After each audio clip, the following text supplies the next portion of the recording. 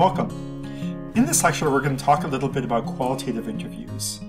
Now, our focus here is going to be on thinking about some of the complex challenges there are in terms of getting rich information from your participants about how they view the circumstances that you're looking at it, whether it's their experience with postpartum depression, or how they think about the work, their interaction with a clinician or a healthcare system, or the ways that they share health information within the family. It could be any of these huge range of different types of questions where you're trying to get a good understanding of how they think about something.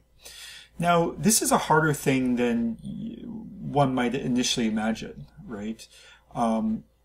Having the skill to talk to somebody, have it be fluid, and also not to bias them while you're doing this is actually a pretty challenging task. And there's some people who are really good at this, and some people it really requires developing a lot of skills around engaging effectively in those interview settings.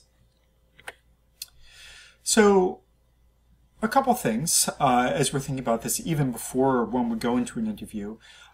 First off, I should just say that I'm going to be talking mostly about interviews from the view of a semi-structured interview approach, which is commonly used, but a lot of the techniques and approaches that I talk about are very relevant to focus groups or to unstructured interviews or other types of approaches where you'd be talking to people in various different settings. So, the first thing, of course, as you're thinking about qualitative research is really to engage with reflexivity and thinking about what are my own biases and opinions and feelings about this topic area that I'm studying. If you're thinking about something that obviously you're doing the research because you care about it, there's probably going to be reasons for that. And sometimes it's because you've had those experiences or friends have had those experiences. Or you've worked with patients where you've seen this happen frequently. So you probably have thoughts about it. So one would want, in order to get good information from your participants, one would want to be able to step aside from that and really think about how this could come out in an interview context, how subtly you could bias your participant in your study who's talking to you about their experience by the way that you interact with them. So preparing for that, thinking about that carefully beforehand is really important to high quality qualitative research. Another thing you think about before you do an interview is think about how do you want to present yourself? Do you want to present yourself as a nurse, as a public health researcher, as a researcher, as a faculty member? It depends on how you're doing it or what your purpose is. But you would think about how would your participant want to engage with you, and what would they think about you in a certain role, right? So think about that. You could also present yourself as somebody who has a background in a certain area, right? So planning what that would be and what the impact on your participant would be is important, because if you present yourself as being a faculty member who knows lots about a specific area, that might actually be intimidating to your participant that you're working with. The other thing you would, of course, prepare for in going into an interview is thinking a little bit about the environment that you'll be in. So you want to make sure that it feels like a safe environment for your participant, that it's not noisy or distracting as much as possible, and that you have as much comfort there as possible so that they feel able to trust you and able to focus in on the questions that you have for them. You also, of course, want to pay attention to your recording equipment, make sure everything's set up and ready to go. It can be really distracting if you have to fiddle around with things during the interview, or if something goes wrong, you might lose the data that you're trying to collect. The final thing that is really crucial for a semi-structured interview and many interviews with questions is having some questions already set out in your field guide, and that these questions be very carefully worded. And you're really wanting to think about how would the participant understand it and hear it, right? So you want wording that would feel comfortable to your participant and not feel abstract or academic, so that it feels like you're speaking normally with them, all right? So that requires some time to carefully word those questions. And often it's a good idea to actually memorize those questions before you go into an interview session. So you can look them in the eye as you're asking the question. You're not reading off a paper. But of course, it's good to have that paper there just in case.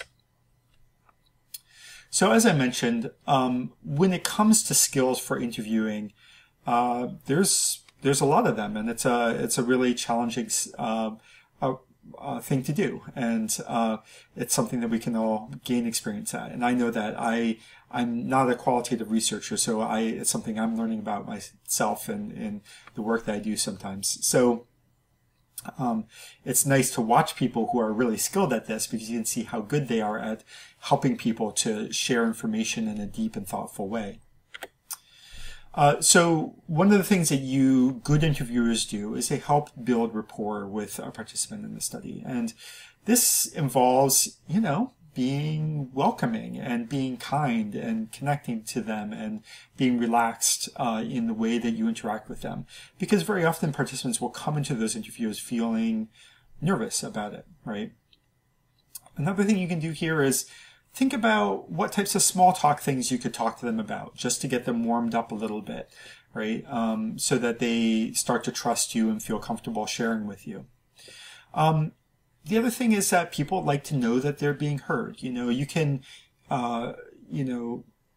say, and you can, do gentle nods, to show them that you're listening to them, that you're connecting with them, and that you want to hear what they have to say to you, right? You don't necessarily want to be like, yes, yes, yes, that's right, and be very aggressive about that, because then you can start biasing them in the way that your body language is influencing them. But sort of mild encouragement in that sense is helpful for helping them to feel comfortable talking and connecting with them.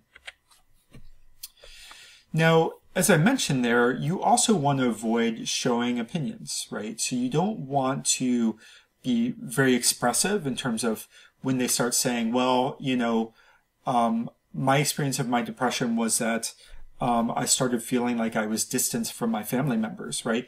And if you say yes, and if you encourage them on in a very specific way, you might start biasing them, because they might start feeling like they're telling you the things that you want to know.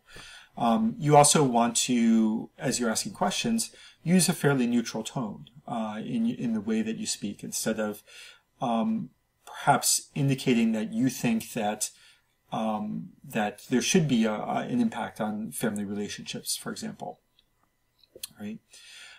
So sometimes these clues are nonverbal in terms of your behavior, and people are pretty good at picking up those things.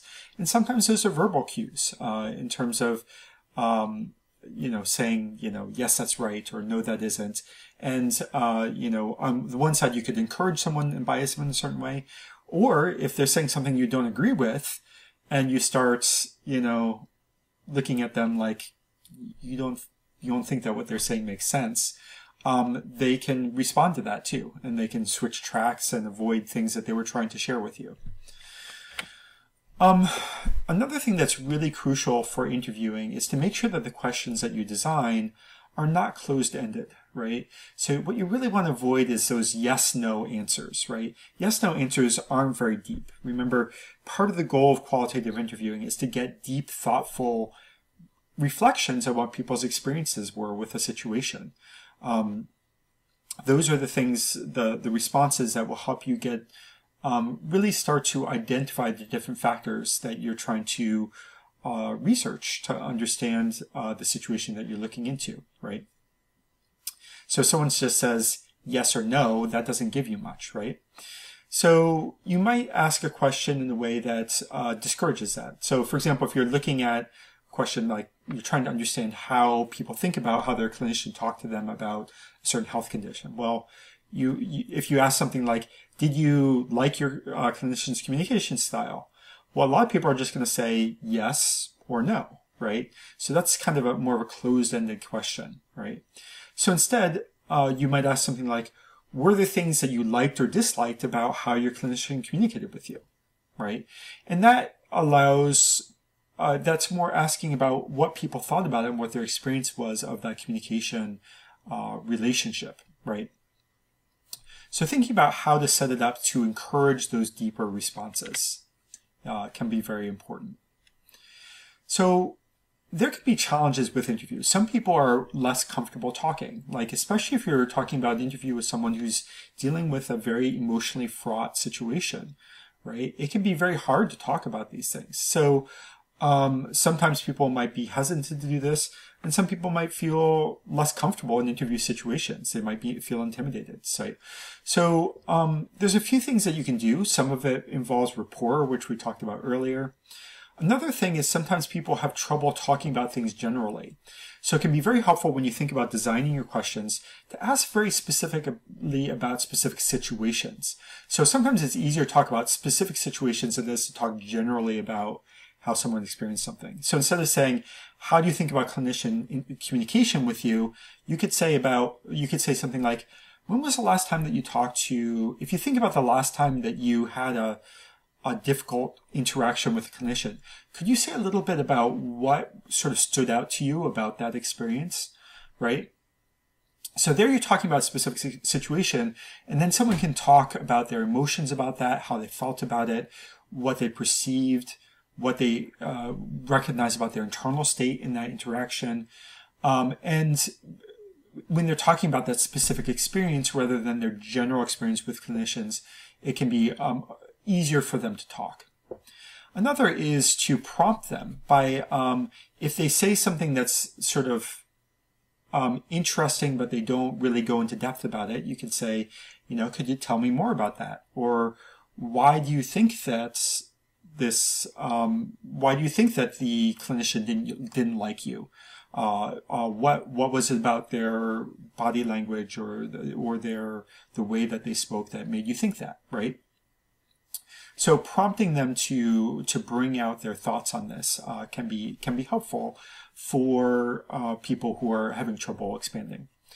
Now there's another challenge, which is sometimes people will just want to talk a lot, right? And sometimes it can be difficult to handle that. You have different types of people, and some people will talk your ear off for hours and hours on end, right?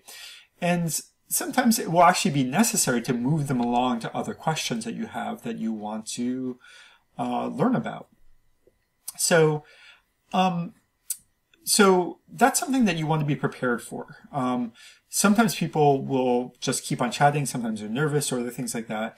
So you might say something like, thank you for telling me a little bit about that. That was helpful. Would you mind if I move on to another topic area that I was curious about, right? And that's a way to cut people off, and usually people will be happy to move on to another question. Being prepared to make those to move them on to another question is important, because you don't want to do it poorly and make them feel like you don't care about what they're trying to share with you. Another transition might be, we've been talking about this for a while. Let's move on to this other related area that I think you could share some insight around, because I know that you've had some experience with it. So you also want to be prepared to close this up in a positive, friendly way. So one thing that's helpful at the end of interviews is to say something like, did anything else come to mind? Are there any other things that you were thinking about that I didn't ask you about that you'd like to tell me about that is interesting to you? Or, should I have asked you this? Should I have brought this up? Should I have brought up a question that you know about that, but that I haven't thought of as a researcher, right? So closing up with that kind of thing can help you to get at what's on the participant's mind, and what they might know about that you don't know about, right? That you didn't think to ask them. And this can be very important for guiding your future work and the questions that you ask potentially, and that might change as you go into future interviews, right? You also want to ask them if you can contact them again, because this can be important for checking up, perhaps asking up follow-up questions, or perhaps confirming that what you thought you heard actually was accurate, right? Even sometimes you'll ask them to look at what your interpretations were to see whether it seems like you actually captured what they were describing to you. And also think about how to have a positive ending to an interview, especially for emotional interviews. Sometimes participants will need some support that, what they did and their contributions were valuable to your research, right? So thinking about that and how to share that and connect with that participant as you close up is also important. So those are just some general things that you would think about in an interview situation, and thinking about how to connect with the patient, what you can do to plan, what you can do to plan beforehand, what you can do to sort of develop questions that will work, and also how you can engage with those participants to help them to share deep and thoughtful information with you, so that your study actually accurately represents what their experience was with a situation that you're studying. So those are just some ideas to consider, and some skills that we can all develop as we go forward. So thank you so much for listening. I hope that was helpful. So take care, everyone.